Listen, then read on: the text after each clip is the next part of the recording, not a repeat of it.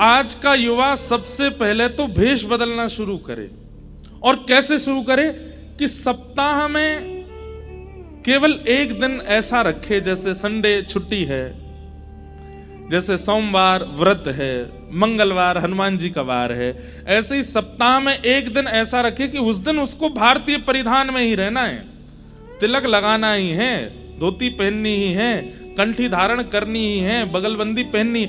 ये एक साल में ये शुरू करे कि हर हफ्ते में एक दिन वो भारतीय वेश पहनेगा। तो हमने कहा कि इससे होगा क्या? बच्चे तो पूछने लगेंगे, आज के युवा पूछेंगे इससे क्या होगा। एक बार गुजरात में एक मंच पर नाट्य हो रहा था, नाटक हो रहा था, और उस नाट्य में भक्त नरसिंह मेहता जी का चरित्र दिखाया जा रहा था। और श्री नरसिंह मेहता जी का जो पात्र बना था, नरसिंह मेहता जी की तरह उसने वस्त्र भेष पहन रखे थे, हाथ में एक तारा लेकर के गा रहे हैं, ठाकुर जी को पुकार रहे हैं।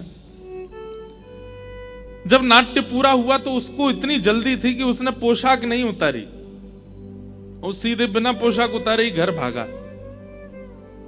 जब बिना पोशाक उतारे घर भागा तो थोड़ी दूर जाने पर जब एकांत रास्ता बिल्कुल सुनसान हो गया तो उसको अनुभव होता है कि कुछ लोग उसके पीछे चल रहे हैं। जैसे ही वो पलट करके देखता है, ध्यान से सुनिएगा सब लोग, इधर देखो, वो पलट करके पीछे देखता है तो क्या देखता है कि अजीबों गरीब रूप वाले लोग उसके आसपास चल रहे हैं। और जैसे उसने पीछे देखा तो वो सब रुक गए। किसी की एक ही आंख है, किसी के 2-3 होठ हैं, किसी की 4-5 नाक हैं, किसी का सिर ही नहीं है। सबको देख करके वो घबरा गया। उसने कहा, भैया आप लोग कौन हो? तो वे सब बोले, हम अशद शक्तियां हैं, प्रेत समझ लो, भूत समझ लो, अशद शक्तियां हैं। बोले, आप लोग मेरे पीछे क्यों चल रहे हैं? बोले, तुम्हारे कुकर्मों के कारण हम तुम पर हावी होना चाहते हैं। तुमने अपने जीवन में इतने गलत गलत काम किए हैं, स्त्री व्यभिचार किया है, खान पान अशुद्ध किया है, लोगों के साथ छल किया है, कपट किया है, और तुम्हारा जीवन इतना ज्यादा व्यभिचार में निकला है कि हम तुम पर आक्रमण करना चाहते हैं। तो व्यक्ति बोला, तो फिर आक्रमण कर क्यों नहीं रहे हो? तब वे सब बोले, तुमने जो भेष पहना है ना नरसिंह मेहता का, इस भेष के कारण तुम बचे हो। हम बस प्रतीक्षा कर रहे हैं कि तुम ये भेष उतारो और हम तुम पे चढ़े, हम तुम पे आक्रमण करें। तुम जैसे ही घर जाकर के धोती उतारोगे, तिलक मिटाओगे, ये पटका उतारोगे और ये गले में जो माला पहन के घूम रहे हो, जैसे ही तुम छोड़ोगे इसको, तुम्हारे ऊपर एक साथ 25 प्रेत आक्रमण करेंगे। वो व्यक्ति बोला, आज से मैं प्रण लेता हूं, जीवन भर ऐसे ही रहूंगा ताकि आप लोग मेरे ऊपर ना आओ।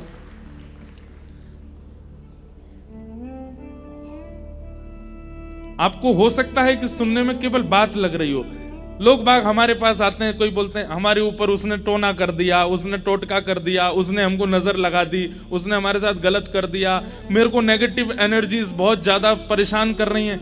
आपको पता है, हमसे हजारों लोग रोज मिलते हैं, हजारों लोग ईर्ष्या करते हैं, हजारों लोग नजर लगाते हैं, हजारों लोग नेगेटिव एनर्जीज के साथ मिलते हैं। क्यों? कोई फर्क नहीं पड़ता। हमें लगता है इसमें और कोई बात नहीं है, ये भेष की कृपा है, ये भेष की कृपा है कि हम इतने बच रहे हैं, ये तिलक की कृपा है कि हम इतने बच रहे हैं, ये शिखा की कृपा है कि इतने बच रहे हैं। आपके दक्षिण भारत में, और आपका दक्षिण भारत का है, कोई हमारा दक्षिण भारत, कोई अलग थोड़ा ही है। हमारे दक्षिण भारत में भेष कहीं ना कहीं आज भी बचा है। भले ही व्यवहार में और चित्त में भक्ति नहीं होगी, लेकिन उनके भेष में भक्ति है। भले ही वो असद वस्तु खा रहे हैं, लेकिन खाएंगे काय पे? केले के पत्ते पे। वो बात अलग है कि भाई देखो, कलयुग अपना प्रभाव तो दिखाएगा ना, लेकिन किसी न किसी रूप में यहां के लोगों में, हमारे भारतीय भाई बंधुओं में भेष में भक्ति का दर्शन होता है। इसलिए हमारी आपसे प्रार्थना है, यहां भक्ति नृत्य करती है, भक्ति का जन्म स्थान है दक्षिण भारत। जो उत्तर भारतीय लोग भी यहां विराजते हैं उनसे भी हमारी प्रार्थना, और जितने युवा सुन रहे हैं उनसे भी हमारी प्रार्थना, रोज ही हो जाए तो बहुत अच्छी बात है, नहीं तो हफ्ते में एक दिन तो पूर्ण वैष्णव वेश में रहिए, अपने मस्तक पर तिलक धारण कीजिए। शास्त्र आज्ञा, मैं कल श्लोक याद करके सुना दूंगा। सूना माथा अगर किसी का हम देखते हैं, हम गंगा जी स्नान करके आए, बद्रीनाथ होकर के आए, केदारनाथ होकर के आए, जगन्नाथपुरी होकर के आए, द्वारिकापुरी होकर के आए, इतने सारे पुण्य इकट्ठे करके आए, लेकिन जैसे हम किसी सूने माथे वाले व्यक्ति को देखते हैं तो सूने माथे वाले व्यक्ति को देखने से पुण्य क्षीण होते हैं। सोचिए आप, कितनी बड़ी बात है। आप कहेंगे महाराज जी तो फिर क्या, दो ही उपाय हैं, एक तो सामने वाला व्यक्ति सूना माथा ना रखे, भाई तुम खुद पुण्य नहीं कर रहे, दूसरों के तो क्षीण मत करो, चाहे एक बिंदी सही धारण करो, चाहे एक तिलक ही सही धारण करो। वैसे तो शास्त्रों में आ गया 12 अंगुल, ये उंगलियां 12 गिनो, इतना होना चाहिए। 12 नहीं हो तो अष्टांगुल, अष्टांगुल नहीं हो तो 4 अंगुल, 4 अंगुल नहीं हो तो 2 अंगुल, 2 अंगुल नहीं तो 1 अंगुल होना चाहिए। माताओं के सिर पर भी बिंदी आदि कुछ होनी चाहिए। और दूसरा उपाय क्या है, बोले सामने वाला भले ही तिलक नहीं लगा रहा, तुम तिलक लगा के चलो, तो उससे क्या होगा कि उसके सूने माथे देखने से आपका पुण्य क्षीण नहीं होगा। तो भक्ति विराजती है दक्षिण भारत में, यहां उत्पन्न होती है। ऐसे ही दक्षिण में अत्याद्भुत देवस्थान हैं, जहां श्री तिरुपति हैं, तिरुपति बालाजी, जहां श्री रंगनाथ भगवान श्रीरंगम में हैं, जहां पद्मनाभ भगवान त्रिवेंद्रम में हैं, जहां संपत कुमार भगवान बेंगलोर के पास में है, और एक बहुत सुंदर मेरा अति प्रिय स्थान है केरला में है गुरुवायूर, वहां पर छोटे से गोपाल जी हैं। इतने सुंदर सुंदर स्थान दक्षिण भारत में, ऐसा लगता है कि हमने अच्छा। अब एक बात और सुनिए, स्कंद पुराण में ऐसा भाव है कि त्रेता युग में प्रकट हुए साक्षात राम जी को देखने से जो जो पुण्य प्राप्त हो रहे थे लोगों को, साक्षात राम जी का दर्शन करने से जो प्राप्त त्रेता में लोगों को हो रहा था, वही पुण्य इस कलिकाल में श्री तिरुमला वेंकटेश भगवान का दर्शन करने से प्राप्त होता है। वो साक्षात रघुनाथ जी, साक्षात श्री कृष्ण यहां पर तिरुमला में तिरुपति रूप में साक्षात ठाकुर जी वेंकटेश भगवान विराज रहे हैं। उनका दर्शन और श्री राम जी के दर्शन में कोई भेद नहीं, एक ही है। ऐसे अत्याद्भुत स्थान आपके दक्षिण भारत में हैं, आप यहां रहते हैं, आप सबको हमारा बहुत बहुत प्रणाम, बहुत बहुत वंदन, बहुत बहुत स्वागत। भाग्यनगर में आना हुआ है, पहला दिन है आज कथा का। हम तो समय से आ गए थे, पर हमको लोगों ने रोका, बोल अभी नहीं जाना, थोड़े और रुको, व्यवस्था चल रही है, मंच बनना है, इसलिए हम थोड़े विलंब से आए। और हम रुके भी बहुत दूर हैं यहाँ से, 30-40 मिनट तो हमको आने में ही लगे, नहीं तो समय से ही आने का भाव है। जगह भी बहुत, शहर से बहुत दूर जाकर के स्थान है, लेकिन यही अच्छा है। अनधिकारी नहीं आएंगे, अधिकारी ही आएंगे, जिनको बहुत ही चाव होगा ना। भाई देखो, कहीं का डोसा प्रसिद्ध होता है, कहीं की इडली प्रसिद्ध होती है, कहीं का बड़ा पाव प्रसिद्ध होता है। जिसकी जीभ में चट्टपना होता है वो पहुंच ही जाता है, खाने के लिए वहां उपस्थित हो ही जाता है। अब आपके घर के भारी बड़ा पाव है तो आप साल में एक ही बार खाते होंगे, या 2-2 साल तक खाते ही नहीं होंगे, लेकिन दूर होता है तो फिर जाते भी हैं। तो ऐसे ही जिनके चित्त में निश्चित ही श्री प्रियालाल जी के दिव्य लीला को सुनने का अत्यंत चाव होगा, वो कैसे भी आ जाएंगे, बस पकड़ के आएंगे, ऑटो पकड़ के आएंगे, बाइक से भग के आएंगे, रेनकोट पहन के आएंगे, आ ही जाएंगे। और उनमें से आप सब लोग हैं, इसलिए आप सब लोगों को बहुत बहुत प्रणाम। मैं तो पहले जगह मैंने कि भाई इतना दूर शहर से, लेकिन फिर मन में आया कि नहीं, चलो अधिकारियों की अब अधिकारियों के दर्शन होंगे। जैसे सरकारी अधिकारी होते हैं, उनकी बड़ी वैल्यू होती है, वो कहीं पहुंच जाएं तो सारे काम बनते चले जाते हैं। ऐसे भक्तों में अधिकारी अनधिकारी भी होते हैं। अनधिकारी कौन से भक्त हैं? जो केवल अपनी कामना के लिए ठाकुर जी को भजते हैं, वो अनधिकारी होते हैं। पर इतना श्रम करके इतनी दूर व्यवस्थित होने के लिए अधिकारी ही आएंगे। तो आप सब लोग अधिकारी हैं, आप सबको बहुत बहुत प्रणाम। आज कथा का प्रथम दिवस है, हम कथा में प्रवेश करते हैं। दूसरी बात, राधाष्टमी उत्सव आ रहा है। हमारे लाल जी बहुत जोर शोर से राधाष्टमी मनाते हैं।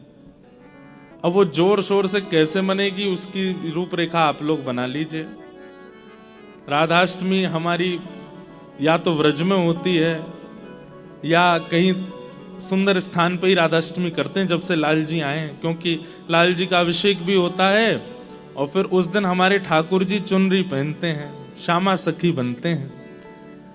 साल में 2 बार हमारे ठाकुर जी लाली बनते हैं, एक तो राधाष्टमी पर और दूसरे एक श्यामा सखी का श्रृंगार प्रणाली है श्रीनाथ जी में, उस दिन ठाकुर जी सखी बनते हैं। पर अभी व्यस्तता के कारण केवल साल में एक ही बार सखी बनते हैं और वो राधाष्टमी को ही बनते हैं। उस दिन हमारे लाल जी पीताम्बरी आदि नहीं पहनते, उस दिन तो बढ़िया सुंदर ठाकुर जी जो माताओं का श्रृंगार होता है चुनरी आदि ओढ़ करके बढ़िया बनते हैं। तो पहले अभिषेक होगा, फिर ठाकुर जी का श्रृंगार होगा, फिर ठाकुर जी उस दिन पालना विराजेंगे और वैसे तो फिर दधी काना होता है। अब दधी काना यहाँ हो पाएगा तो करेंगे, नहीं हो पाएगा तो फिर जैसे हम करे बिना मानेंगे नहीं हम, वो तो होगा। जब लाल जी का उत्सव इतना धूमधाम से, हमारे व्रज में लाल जी का उत्सव फीका हो जाता है। अरे कहां तक कहें, जब ठाकुर जी प्रकटे ना गोकुल में, तो वृषभानु बाबा आए और वृषभानु बाबा टीको लेके आए। टीको कहते कहें, रोका करवे आए लाला को, दुनिया तो बधाई लेके आई है और श्री वृषभानु बाबा सीधे टीको ही करवे आए हैं। नंद मेहरगर धोटा जायो, बरसाने ते टीको आयो। नंद बाबा बोले, बाबा इतनी सारी सामग्री, बोले सामग्री बधाई ना लेके आयो मैं तो, बोले लाला को ब्याह पक्को करवे आया हूं। नंद बाबा बोले ब्याह तो पक्को करवे आए, लाली तो भई ना अभी। अब कई जगह मत ऐसा है कि श्री जी बड़ी हैं, कई जगह मत ऐसा है श्री जी छोटी हैं। हम तो श्री जी को छोटे ही माने, वैसे तो प्रभाव में तो बड़ी हैं। हमारी माई श्यामा जू को जाके अधीन सदा ही सांवरो, या ब्रज को सिर ताज। हमारे माई श्यामा जू को राज। वैसे तो लाडली जी को राज चले ही है, लेकिन भावना की दृष्टि से दोनों पक्ष हैं। कई पक्षों में श्री जी बड़ी हैं, कई पक्षों में श्री जी छोटी हैं। तो लाडली जी तो अभी भई नहीं है। तो नंद बाबा बोले आप ब्याह को टीको लेके आएंगे, लेकिन लाली तो भई ना अभी। बोले टीको कर जाएंगे तो लाली को आना पड़ेगा, जमाई को पहले ही टीको कर देंगे तो लाली आवेगी। और 1 वर्ष बाद बरसाने में बधाई होने लगी। नंद बाबा, यशोदा मैया, लाला तीनों गए। ठाकुर जी गोद में गए 1 साल के, पीली झंगुली पहन करके, बगनखा पहन करके, सिर पर नेक सो मोर पिछ बांध के। ठाकुर जी की गर्दन अब संभलन लगी है, 1 साल के है गए। 2 दतुइयां निकल आई हैं, यशोदा मैया की गोद में चढ़ के गए। तो नंद बाबा बार बार यशोदा मैया से यही कहते जा रहे हैं, बोले हमारे लाला के जन्मोत्सव जैसा उत्सव ना भयो, हमारे लाला को उत्सव बहुत जोरंते भयो, हमारे लाला के उत्सव में ये भयो वो भयो, सब चर्चा करते जा रहे। बरसाने अभी किलोमीटर दूर है और वहीं से ही कहा देख रहे हैं नंद बाबा, पीरे पीरे पीरे पीरे बादल दिखाई दे रहे हैं आकाश में। नंद बाबा बोले ये ऐसे पीरे पीरे बादल, बिल्कुल केसर जैसो रंग। और केसर जैसो रंग बादलन को कब होवे? या तो सूर्य उदय हो रहे हो या सूर्य अस्त हो रहे हो। और इस समय ना तो सूर्य उदय हुआ है ना अस्त हुआ है, मध्याह्न का समय है, 12-1 बजे होंगे दोपहर के, और पीरे पीरे बादल। बोले ऐसो कैसे? तभी पता चली कि महाराज बरसाने में लाली के हैवे पर ऐसो दधी कानो कियो, दही हल्दी केसर मिलाए के ऐसी कीच मचाई है महाराज कि बादर भी केसरी है गए श्री जी के जन्मोत्सव पे। तब नंद बाबा ने दूर से ही समझ गए, बोले हमारे लाला को उत्सव तो फीको पड़ गो, लाडली जी को उत्सव तो अद्भुत है।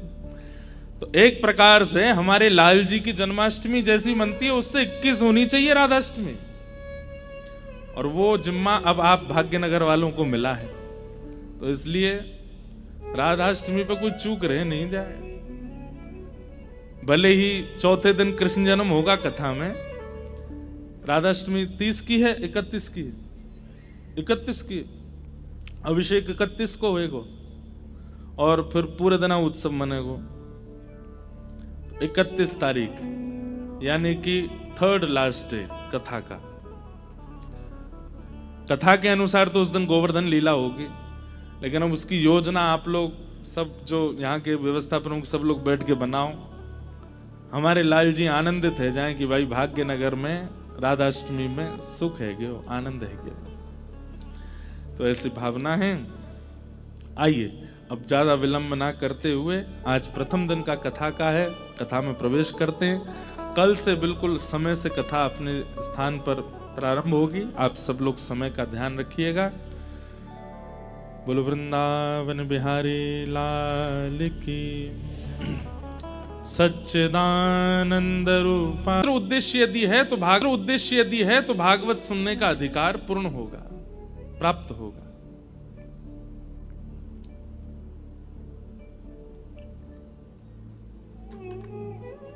जय। जो भी लोग खड़े हैं बैठ जाएं, बस सब लोग प्रेम से कथा सुने। किशोरी जी डोल नहीं है। उद्देश्य पवित्र होना चाहिए। एक बात हमारी बहुत ध्यान से सुनिएगा, जीवन में आप कोई भी पढ़ाई कर लीजिए, कोई भी जॉब कर लीजिए, कोई भी बिजनेस चालू कर दीजिए, चाहे भक्ति मार्ग में आ जाइए, सेवा मार्ग में आ जाइए, आपका उद्देश्य यदि पवित्र है तो आपकी पूरी क्रिया पवित्र हो जाएगी। आपकी पूरी क्रिया में अपवित्रता ही तब आ जाती है जब आपका उद्देश्य पवित्र नहीं होता, लक्ष्य पवित्र नहीं होता। हम कथा कर रहे हैं, कथा करने के पीछे उद्देश्य क्या है? अगर उद्देश्य दक्षिणा है, अगर उद्देश्य पॉपुलैरिटी है, अगर उद्देश्य बहुत भीड़ इकट्ठा करना है, तो कथा से परिवर्तन नहीं हो पाएगा, चाहे हम कितना भी कहते रहें। आप श्याम बाबा का कीर्तन करते हैं, पर कीर्तन करने के पीछे उद्देश्य यदि पवित्र नहीं है तो आपके संगीत में, आपके भाव में, आपके भजनों में सार नहीं लगेगा। आप ठाकुर जी का श्रृंगार करते हैं, खाटू श्याम बाबा का कैसा सुंदर श्रृंगार होता है, पुष्पों, इतने सारे पुष्प लगाए जाते हैं, लेकिन कहीं ना कहीं अगर पुजारी जी के चित्त में उद्देश्य यदि ये नहीं है कि जितने वैष्णव आए दूर दूर से चल के जैसे ही श्याम बाबा को देखें तो उनके नेत्र सजल हो जाएं, उनके चित्त में प्रेम आ जाए, अगर ये उद्देश्य नहीं होगा तो श्याम बाबा को कितनों चंदन लगाए लो, दर्शनार्थी के चित्त में प्रेम प्रकट हो नहीं पाएगा, उसके संशय का समाधान नहीं हो पाएगा। आपका उद्देश्य पवित्र होना चाहिए, आपकी क्रिया पूरी पवित्र हो जाएगी। व्यक्ति की क्रिया अपवित्र कब होती है? जब उसका उद्देश्य ही विचित्र होता है। पढ़ाई क्यों कर रहे हैं? पैसा कमा करके उसको दिखाना है मुझे, उसने ऐसा कह कैसे दिया मुझसे, उसने मेरे सामने ऐसे, मेरे पिताजी को ऐसा बोल कैसे दिया, उसको करके दिखाना है। आप पा तो लेंगे उस स्थान को कि जहां आप उसको दिखा सको, लेकिन बहुत दिन तक टिक नहीं पाओगे।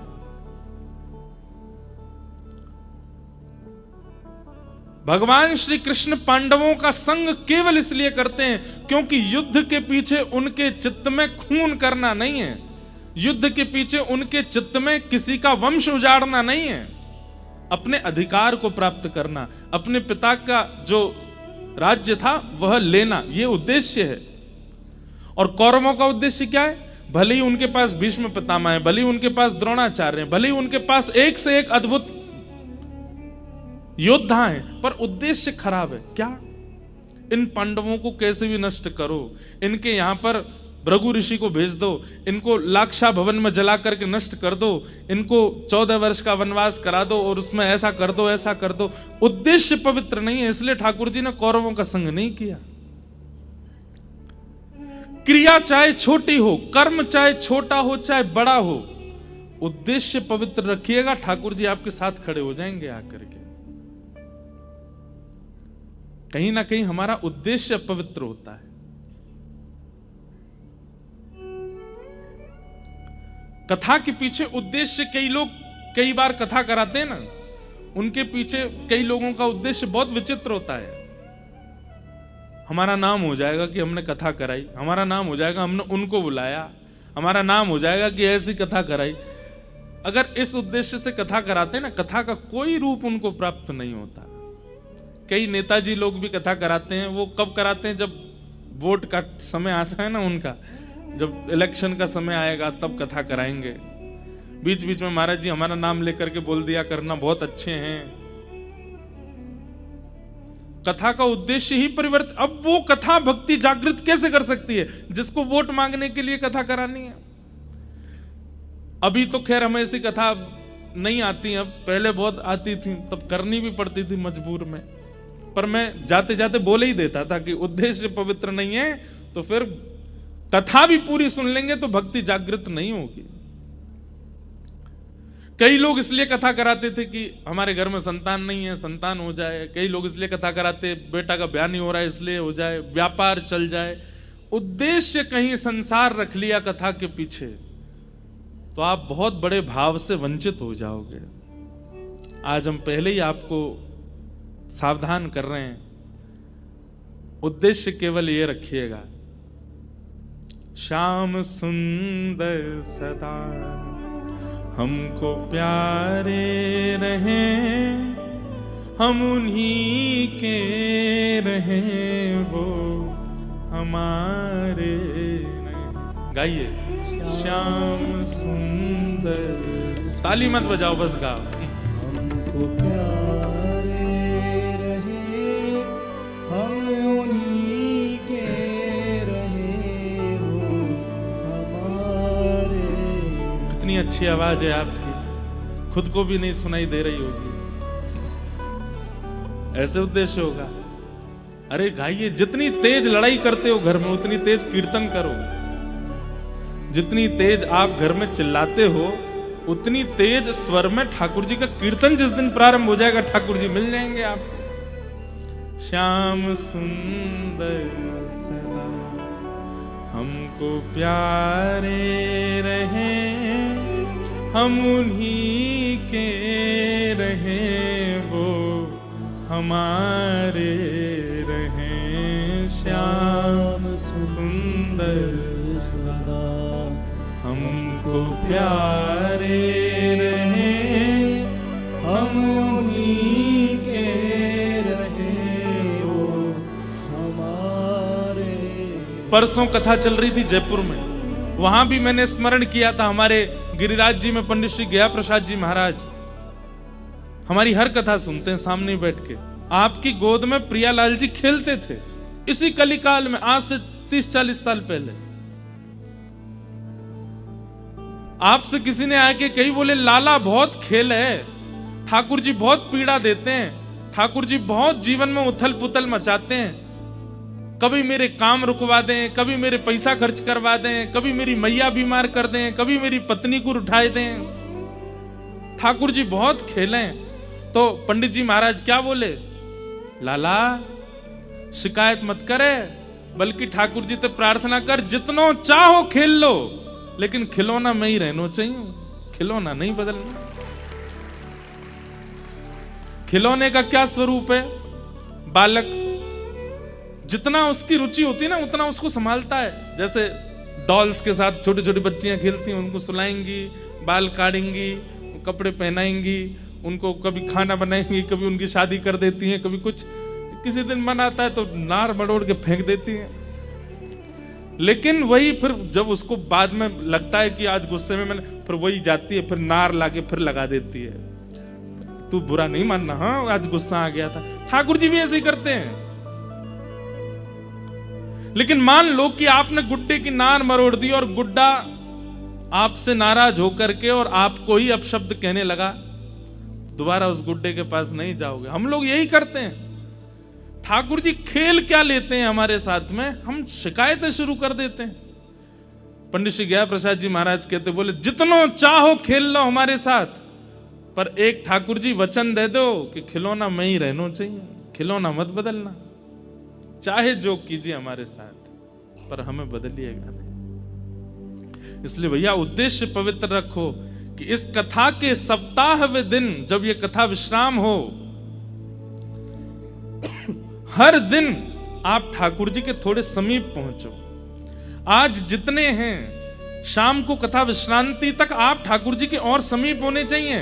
कल कथा प्रारंभ से विश्राम तक और समीप आ जाने चाहिए। अरे आपका उद्देश्य इतना पवित्र हो जाए कि 7वें दिन यहां कथा विश्राम हो, भले ही सब चले जाएं, लेकिन इस पंडाल में ही कहीं आपको श्याम सुंदर दिख जाए। बस ये हो जाए कि आ गए सन्मुख। भागवत की कथा से उद्देश्य की कामना पूर्ति करने वाले लोगों से हमारी प्रार्थना है, यहां वैभव मत मांगिए, यहां संपत्ति मत मांगिए, यहां यश मत मांगिए, यहां ऐश्वर्य मत मांगिए, केवल कृष्ण को मांगिए।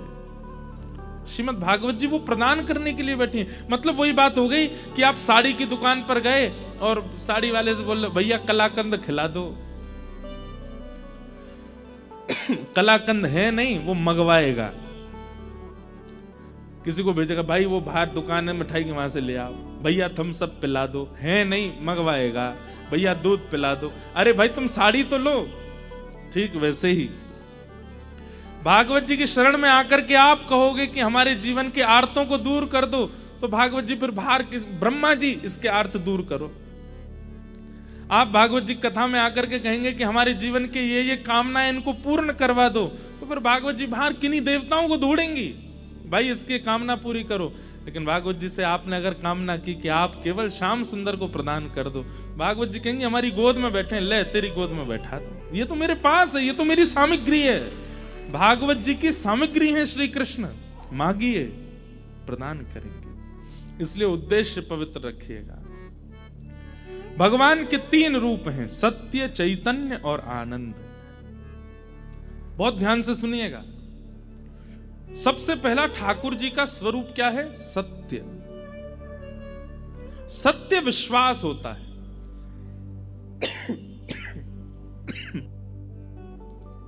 हमें क्षमा कीजिएगा, हाँ बहुत कथा वथा इधर उधर भागते रहते, मौसम बदलता तो थोड़ा हो जाती है हमारे स्वास्थ्य। सत्य क्या है? विश्वास। ठाकुर जी के प्रति विश्वास रखिए कि ये ही सत्य हैं। सांचो एक राधा रमण, झूठो सब संसार। बाकी सब झूठे हैं, केवल यही सत्य हैं। कोई आपको संसार में कितना भी प्रेम प्रस्तुत कर रहा हो, हाँ नाटक रूप में आप भी उसको स्वीकार कर लो, वाह भैया अच्छा गुलदस्ता लाए हो, लाओ दे दो। देखो हमारी एक बात सुनना, हम दुनिया में जाते हैं तो दुनिया भर के लोग कोई फूल माला पहनाते हैं, कोई गुलदस्ता देते हैं, कोई पटका पहनाते हैं, कोई लिफाफा देते हैं, कोई कुछ करते हैं। ऐसा नहीं है कि सब भावना से नहीं करते, सब भावना से ही करते हैं। पर अब हम इतने आदी हो गए व्यवहार के, हमें पता है कि वो एक औपचारिकता है, वो केवल एक क्या बोलते हैं उसको, वो एक केवल फॉर्मेलिटी है। ऐसे ही फॉर्मेलिटी को संसार के हर संबंध को फॉर्मेलिटी रूप में ही लेने लगो। ये फॉर्मेलिटी बस चल रही है और उसमें बहुत अच्छे से अपनी प्रस्तुति करो। सामने वाला फॉर्मेलिटी कर रहा है, भले ही वो कितना भी प्रेम प्रस्तुत कर रहा हो, फिर भी आप उसको फॉर्मेलिटी ही समझो। खूब अच्छे से उसके द्वारा प्रस्तुत किए गए भाव को स्वीकार करो। अरे भैया, अरे तुम तो बहुत प्रेम करते हो हमारे, तुम ही हो हमारे, और कौन है, सब कुछ है। पर जब ठाकुर जी के सामने जाओ तो हाथ जोड़ के कहो, नाथ ये सब व्यवहार कर रहे हैं, फॉर्मेलिटी कर रहे हैं, वास्तविकता तो आप देते हैं। सच्चे तो केवल आप हैं, बाकी सब तो केवल व्यवहार मात्र कर रहे हैं। मां कहती है मेरा बेटा आंखों का तारा, वही बेटा अगर जॉब छोड़ करके घर में बैठ जाए, मां मैंने रिजाइन दे दिया। क्यों? तू ही तो कहती थी कि तेरे बिना मन नहीं लगता, तू बहुत बाहर रहता, घर रहे। अब मैं सुबह शाम आलू के परांठे बनाऊं, घर ही रहूंगा, मैं कुछ नहीं करना। वैसे तो मां का वात्सल्य अति अद्भुत होता है, पर फिर भी 2-4 महीने बाद मां के मन में भी आएगा कुछ करा धरा तो कर, पूरे दिन मांगता रहता है आलू का पराठा। संसार बड़ा नश्वर है बंधुओं। लोगों को जब ये बात अनुभव हो जाती है ना कि आपसे उनका कोई क्रिया भाव नहीं है, वो अपने व्यवहार को छोड़ने लगते हैं, दूर करने लगते हैं। पर ठाकुर जी से प्रेम स्वच्छ क्यों है? क्योंकि आपसे ठाकुर जी का कोई काम नहीं बनने वाला, पर वो फिर भी आपके संग रहते हैं। आप जो पवाते हैं पाते हैं, जैसे पहनाते हैं पहनते हैं, जहां ले जाते हो वहां जाते हैं। आप भोग नहीं लगाएंगे तो ठाकुर जी भूखे नहीं रहेंगे, आप नहीं सुलाएंगे तो ठाकुर जी सोएंगे नहीं, ऐसा नहीं है। पर फिर भी वो आपसे कितना प्रेम करते हैं, आपके संगी रहते हैं, उसी को तो प्रेम करते हैं। कहते हैं जहां पर व्यवहार की इच्छा नहीं है फिर भी प्रेम है, वो ठाकुर जी तो हैं। इसलिए वो सत्य है, बाकी सब असत्य है संसार में। केवल फॉर्मेलिटी चल रही है, स्वीकार कर लो। वास्तविकता तो केवल ठाकुर जी दे रहे हैं। सत्य, भगवान सत्य है। दूसरी बात, ठाकुर जी चैतन्य है, वो जड़ नहीं है। आप उनके प्रति जड़ बुद्धि मत रखा कीजिए।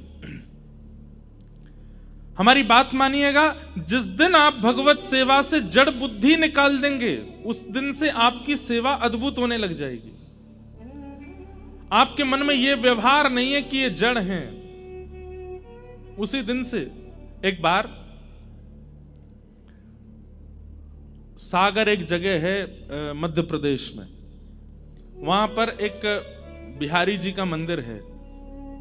वो ध्यान से सुनिएगा। तो वहां बिहारी जी का मंदिर है, तो वहां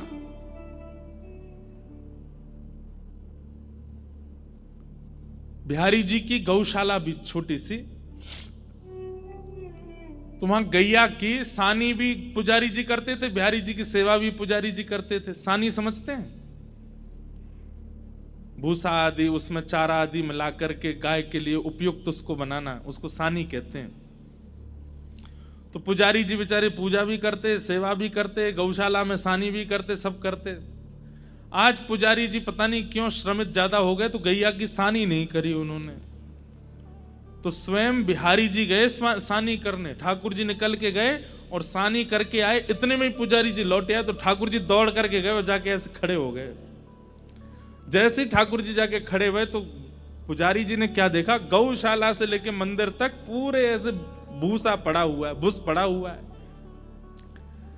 मंदिर में जैसे ही ठाकुर जी को था, ठाकुर जी के हाथ पर गैया की सानी के वो सब भूसा लगे हुए थे। पुजारी समझ गए, बोले जय जय, आज मैं भूल गया तो आप सानी करके आए गैया की। तो ये कथा हम सुना रहे थे कथा में, तो हमने केवल ये बताया कि पुजारी जी ने देखा कि ठाकुर जी के हाथ में सानी के भूसा लगे हैं, और पुजारी जी के नेत्र सजल हो गए। मैंने कहा भैया ऐसे बिहारी जी आपके सागर में विराजते हैं। अब इतना कहकर के कथा विश्राम हो गई। हम जैसे जाने लगे, एक बालक दौड़ा दौड़ा आया, बोले महाराज जी आपने क्या कर दिया? मैंने क्यों? आपने कथा सुनाई कि बिहारी जी सानी करके आए हैं, अपने आसन पे आके बैठ गए हैं, पुजारी जी आकर के उनको देख करके रोने लगे और आपने वही कथा विश्राम कर दी। मैंने इससे आगे कथा है भी नहीं। अरे कम से कम इतना तो बोल देते कि पुजारी जी ने कपड़ा लेके ठाकुर जी के हाथ पहुंचे, अब रात भर ठाकुर जी के हाथ में सानी लगी रहेगी। आपने कथा वहीं विश्राम कर दी। अब यहां देखिए, वो व्यक्ति कथा को कथा की तरह नहीं सुन रहा है, वो व्यक्ति कथा को ऐसे सुन रहा है कि प्रत्यक्ष लीला हो रही है, महाराज जी उसको बता रहे हैं, और महाराज जी ने ठाकुर जी के हाथ से सानी की भूसा हटाए नहीं। अब रात भर ठाकुर जी उसमें, उसकी वो बात मेरे ऐसे घर कर गई कि घर जाकर के कक्ष में बैठ के अपना आसन बिछा के मैंने फिर कथा करी। और कथा में फिर हमने कहा अकेले ही कि पुजारी जी गए और फिर बिहारी जी के हाथ में जल से थोड़ी वो सानी पहुंची, और उसके बाद बिहारी जी की शयन आरती करा के सुलाया। इसे क्या कहते हैं? इस भावना को कहते हैं चैतन्य। क्या कहते हैं? आप जो यहां लीला सुन रहे हैं, आप जो यहां भाव सुन रहे हैं, ये केवल एक वक्तव्य नहीं है, ये कथा नहीं है, ये प्रत्यक्ष लीला है। इसलिए कथा में कहते हैं विक्षेप मत डालिए, बीच में उठिए मत, बीच में आइए मत, बीच में जाइए मत। क्यों? आपकी कथा सुनते समय वक्ता कोई लीला सुना रहा और उसको अगर विक्षेप होता है तो वो लीला वास्तव में घट रही होती है और वो वहीं रुक जाती है, और फिर लीला विक्षेप का जो अपराध होता है वो लगता है। ठाकुर जी चैतन्य है, वो जड़ नहीं है। और ये बातें सब विश्वास पर निर्भर करती हैं। मानो तो मैं गंगा मां हूं, ना मानो तो बहता पानी। ना मानने वालों के लिए वो केवल एक जल है, और मानने वालों के लिए साक्षात गंगा है। ठाकुर जी के प्रति चैतन्य भाव, वो जड़ नहीं है, वो मार्बल के नहीं है, वो धातु के नहीं है। आहा, मीराबाई कहती, हे मायरी मायरी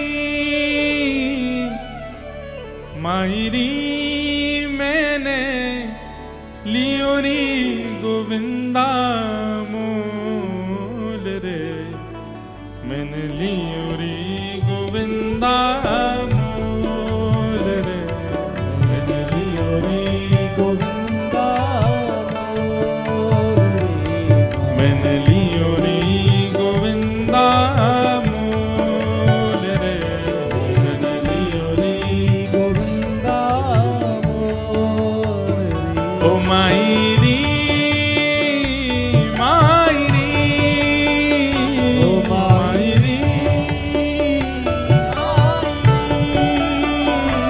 मायरी मैंने लियो री गोविंदा मोल रे, मैंने लियो री गोविंदा मोल रे, मैंने लियो री गोविंदा मोल रे। कोई कहे कारो, कोई कहे गोरो, कोई कहे कारो, कोई कहे गोरो। हम तेलुगु में गा रहे हैं क्या? आपको समझ नहीं आ रही है? भाषा तो भैया ये सब आप, और बल्कि यहाँ तो अधिकतर लोग मारवाड़ के हैं। आपको तो गाना चाहिए, मीराबाई सा का पद है। आप सब अधिकतर हैदराबाद में रहने वाले अधिकतर लोग तो उनकी निकासी तो राजस्थान से ही है। बाईसा का पद तो आपको भाव से गाना चाहिए। मीराबाई कहती हैं ठाकुर जी धातु नहीं है, ठाकुर जी कोई पदार्थ नहीं है, ठाकुर जी कोई वस्तु नहीं है। इसलिए कोई कहे कि भाई संगमरमर के ठाकुर जी हमारे, उसको तुरंत कहना, बोले भैया ये शब्द मत बोलो। अगर ठाकुर जी संगमरमर के हैं, कई लोग कहते हैं आपके ठाकुर जी तो ब्लैक मार्बल के हैं ना। मैंने कहा जैसे तुम्हारी पत्नी जो हार्ड मांस की है, जैसे तुम्हारी रक्त धातु की है, वैसे हमारे। कितना अनुचित लगता है सुनने में कि अरे आप हार्ड मांस के कैसे बोल सकते हो, ठाकुर जी को आप मार्बल का कैसे बोल सकते हो, ठाकुर जी को आप अष्ट धातु का कैसे बोल सकते हो। वो चैतन्य है, उनके प्रति धातु बुद्धि मत रखिए। और उनके प्रति यदि धातु बुद्धि रखते हो तो फिर आपको ये चलते फिरते कंकाल इधर आ, ओ चलते फिरते मांसपेशियां, कहां जा रहा है भाई? जब ठाकुर जी को आप धातु मानते हो तो फिर हम भी तो धातु हैं, हम भी तो मांस हैं, हम भी तो त्वचा हैं, हम भी तो रक्त हैं, हम भी तो हड्डी हैं। नहीं, मीराबाई कहती है कोई कहे कारो, कोई कहे गोरो, कोई कहे कारो, कोई कहे गोरो। हाँ, कोई कहे कारो, कोई कहे गोरो, कोई कहे कारो, कोई कहे गोरो। हाँ, कोई कहे कारो, कोई कहे गोरो, कोई कहे कारो, कोई कहे गोरो। ओ मायरी मायरी मायरी ओ मायरी मैंने लीनी आँख्या खोल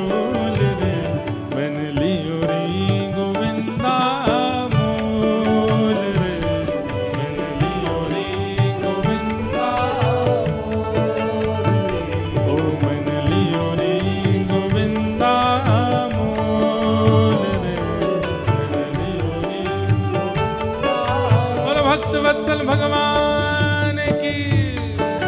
करताल बजा के गाओ।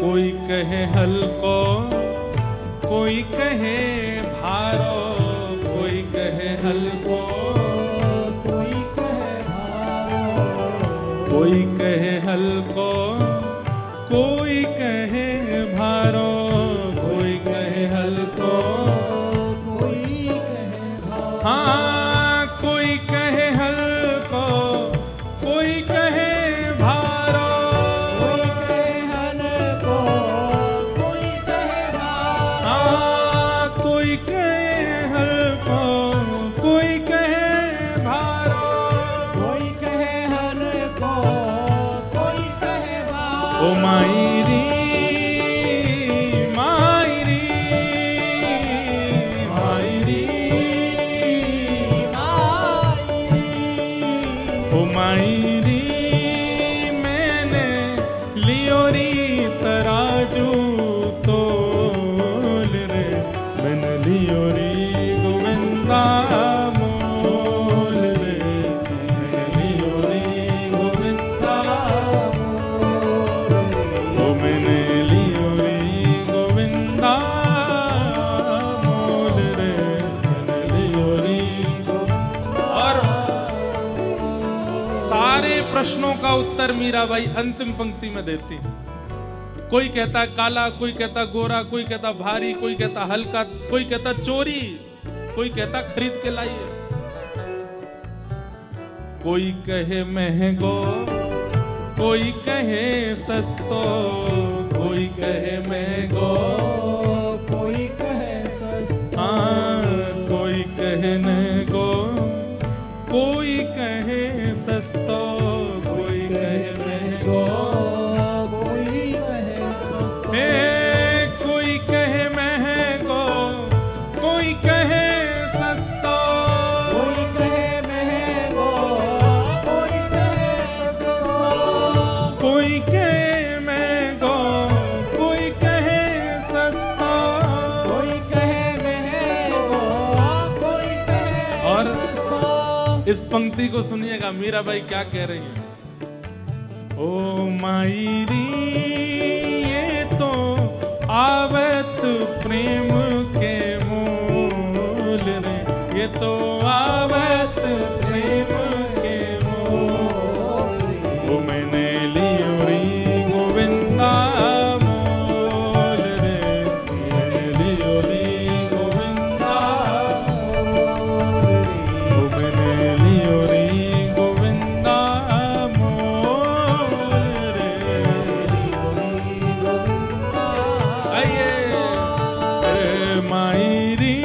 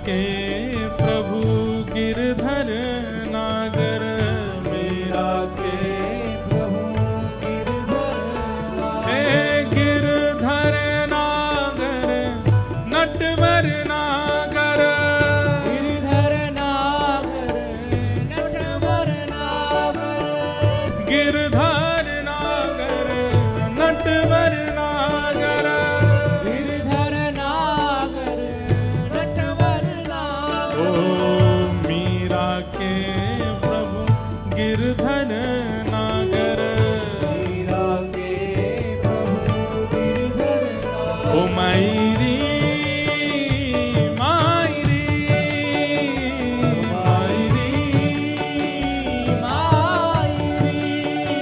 ओ मायरी, ये तो पूरब जन्म को मेल रे। ये मैं तो तो लियोरी, जन्म को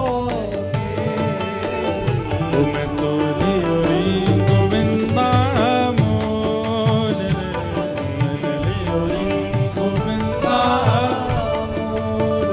हमने लियोरी गोविंदा मोल रे।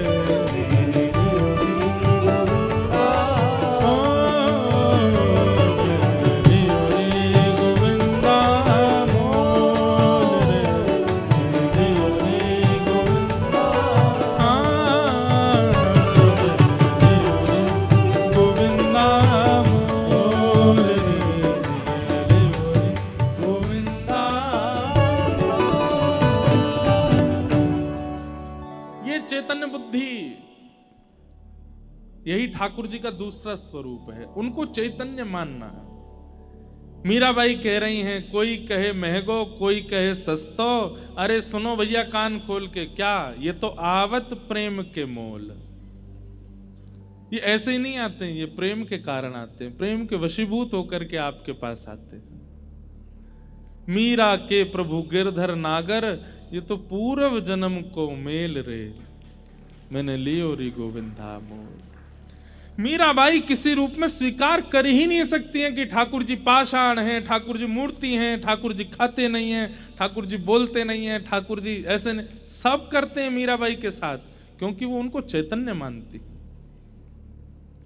गोस्वामी तुलसीदास जी महाराज मानस जी को चैतन्य मानते हैं, वेदव्यास जी महाराज भागवत जी को चैतन्य मानते हैं। और मानते शब्द से कहीं ना कहीं विरोध हो जाता है। चैतन्य हैं, चैतन्य बुद्धि रखनी पड़ेगी। आप बरसाने गए, वृंदावन गए, नंदगांव गए, लेकिन जैसे गए वैसे ही आ गए, कोई फर्क नहीं पड़ा। इसका मतलब आप उनको चैतन्य मान के देख के नहीं आए हो, आप उनको जड़ मान करके ही दर्शन करके आए हो।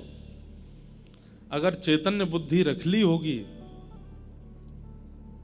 तो वहां जाकर के कुछ अनुभव ना हो, ऐसा हो नहीं सकता।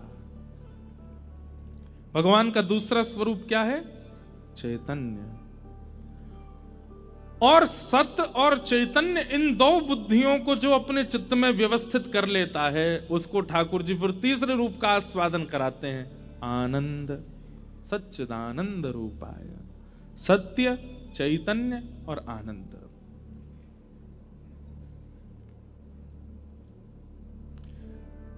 वेंकटाचल पर्वत जो है, जहां तिरुपति बालाजी विराजते हैं, वहां पर एक महापुरुष विराजते थे, सदगृहस्थ महापुरुष, गृहस्थी थे। उनका नाम था श्री अनंताचार्य जी महाराज। और जब वे वेंकटेश भगवान का दर्शन करने के लिए गए बहुत वर्षों पूर्व, तो वहां उनके चित्त में एक भावना प्रकट हुई कि इतनी गर्मी है यहां पर, और ये पर्वत पर ठाकुर जी इतनी गर्मी में विराजते हैं।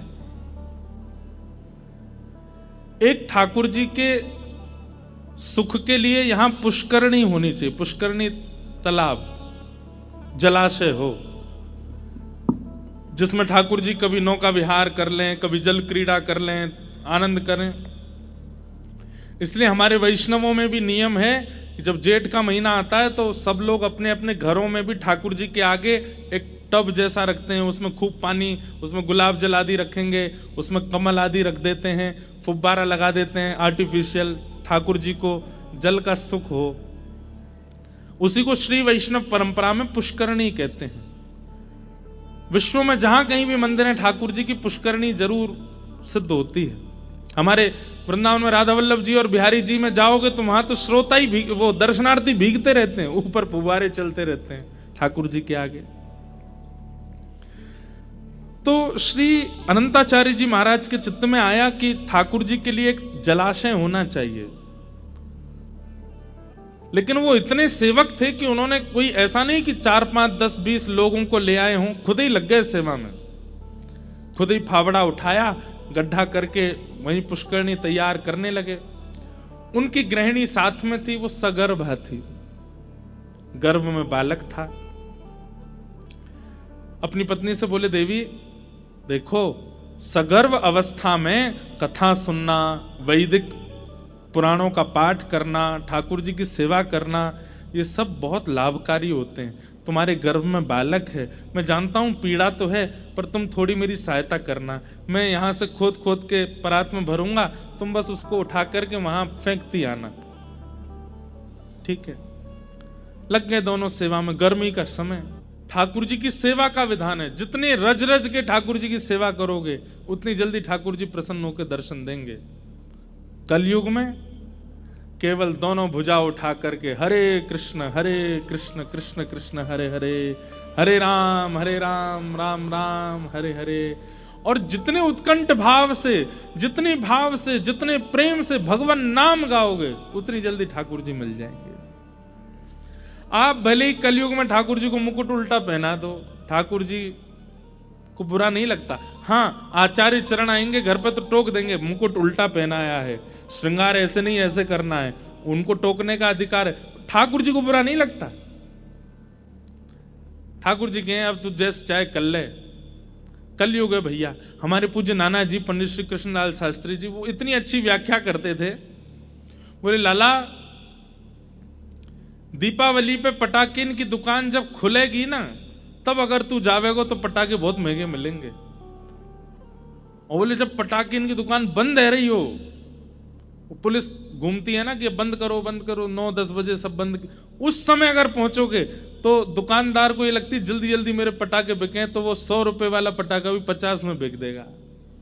ठीक वैसे ही ये संसार दुकान है। सतयुग में ये खुलती है, इसलिए भगवत प्राप्ति बहुत महंगी है। कलयुग में शटर बंद हो रहे हैं, कलयुग में विश्राम हो रहा है।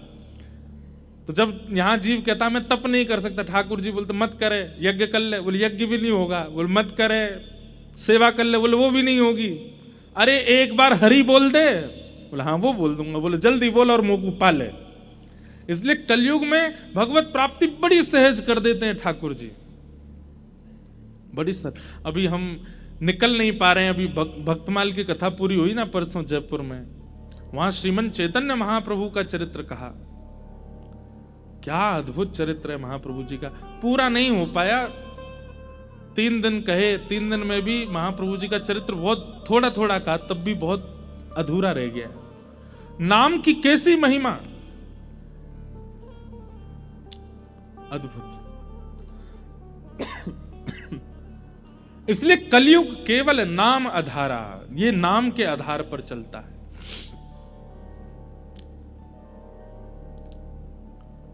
श्रेष्ठ से श्रेष्ठ, पवित्र से पवित्र भगवत प्राप्ति का साधन क्या है? तब सूत जी महाराज कहते हैं, बोले वैसे तो नाम से भगवत प्राप्ति हो जाएगी। बहुत ध्यान से सुनिएगा सब लोग। आप केवल नाम का आश्रय ले लीजिए, नाम गाना शुरू कर दीजिए। नाम देखिए, मंत्र अलग होता है, नाम अलग होता है। कई लोग जब मंत्र दीक्षा ले लेते हैं तो दीक्षा लेने के बाद बोलते महाराज जी नाम क्या जपना है? नाम आप कोई भी जप सकते हो। श्री राधा जपो, श्री कृष्ण कृष्ण जपो, गोविंदा गोविंदा वेंकट रमना गोविंदा जपो। नाम आप कोई भी जप सकते हो, राम राम जपो। लेकिन मंत्र वही होना चाहिए जो आचार्य चरणों ने आपको प्रदान किया। मंत्र नहीं बदल सकते। नाम आप कितना भी गा सकते हैं, कभी भी गा सकते हैं, कैसे भी गा सकते हैं। तो नाम आवश्यक है कलिकाल में। लेकिन नामी को जाने बिना अगर नाम गाओगे तो उसका प्रभाव इतना नहीं होगा। बात समझ रहे हैं हमारी? आपको दवाई दे दी गई, आपने दवाई ले ली, तो दवाई अपना असर तो करेगी, लेकिन अगर दवाई भीतर जाकर के किस ऑर्गन पे जाएगी, अंदर जाके ऐसे डिसॉल्व होगी, फिर 1 घंटा बाद ऐसा होगा, ये पूरी अगर प्रक्रिया आपको पता चल जाए तो कहीं ना कहीं आप और जल्दी रिकवर करने लग जाओगे और जल्दी ठीक हो जाओगे। ठीक वैसे ही नाम औषधि है, लेकिन जब तक नामी को नहीं जानेंगे तब तक नाम का प्रभाव द्रुत गति से, तीव्रता से प्रकट नहीं हो पाएगा।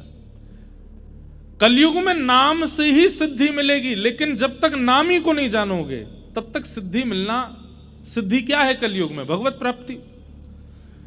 और नामी को जानने के लिए कथा का आश्रय लेना पड़ेगा।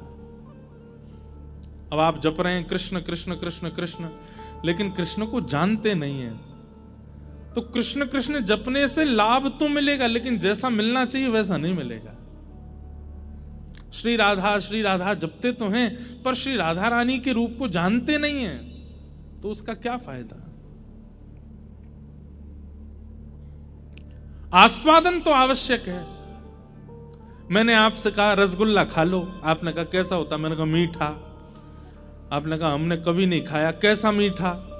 मैंने कहा चीनी जैसा मीठा। आपने कहा हमने चीनी भी नहीं खाई। मैंने कहा गुड़ जैसा मीठा। आपने कहा गुड़ भी नहीं खाया। मैंने गन्ने जैसा मीठा। आपने कहा गुड़ गन्ना भी नहीं खाया। तो फिर मुझे पकड़ करके आपको ले जाना ही पड़ेगा, ले भैया खा के देख, ऐसा मीठा।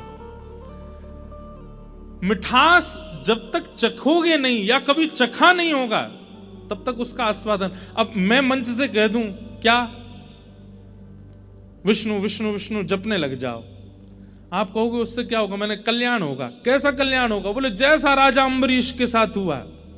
आप कहोगे अम्बरीश के साथ कैसा हुआ? बोले जैसा ध्रुव जी के साथ हुआ। आप कहोगे ध्रुव जी के साथ कैसा हुआ? जैसा प्रहलाद जी के साथ हुआ। प्रहलाद जी के साथ कैसा? अब मैं कितना भी बताऊं कि उनके साथ हुआ, उनके साथ हुआ, आपको वो तब तक अनुभव नहीं होगा जब तक आप स्वयं आस्वादन नहीं कर लोगे। और वो आस्वादन कराती है भागवत की कथा।